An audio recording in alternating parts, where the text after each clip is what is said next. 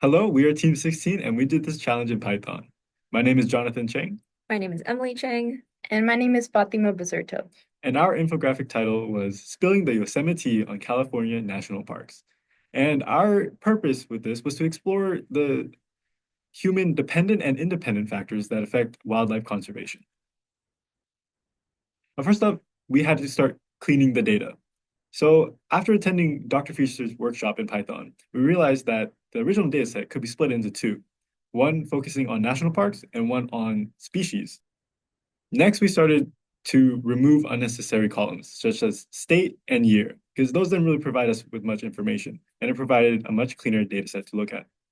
Then we removed species that we could not confirm were in the parks, which provided us with a more accurate um, amount of species per national park. Then we decided to organize this data according to relationships that we wanted to explore.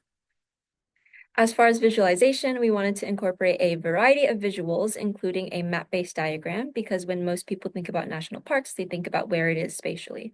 We also wanted to include analyses that went against our hypotheses because that data is still data, and we paid attention to our use of color and size in conveying the information that we wanted to. Throughout our time in Plot-A-Thon, we learned a lot about data storytelling. One of the things we learned is to follow the eyes. People read from the top left corner and travel down as they read. Our horizontal poster works with this behavior. Next, we let the colors speak. When we think of nature, we think of trees and plants. We think of green and earth tones. Our graphic theme incorporates these colors and almost instantly communicates our topic. Next, order matters.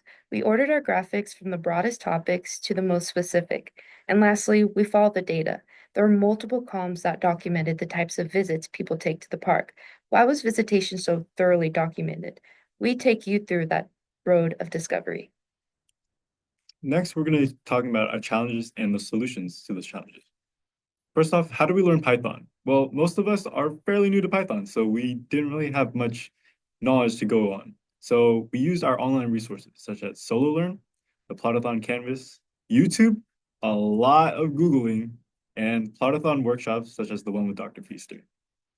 Another challenge that we encountered was what relationships should we explore? Part of our solution was involved in the data cleaning. We eliminated factors without enough data, like species location that was missing or visitor information that was missing.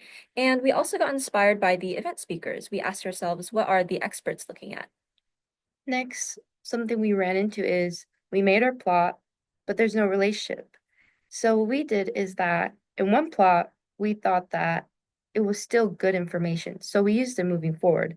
Another plot we made didn't really have anything that we could glean off of. So we got rid of it and we moved on. Once we completed this challenge, we've successfully cleaned and organized data using Python. We've gained applied experience with Python, data visualization, and storytelling. And we finally want to say thank you so much to everyone involved in making Plot-A-Thon happen. And thank you for listening. Yeah, I think that's the one.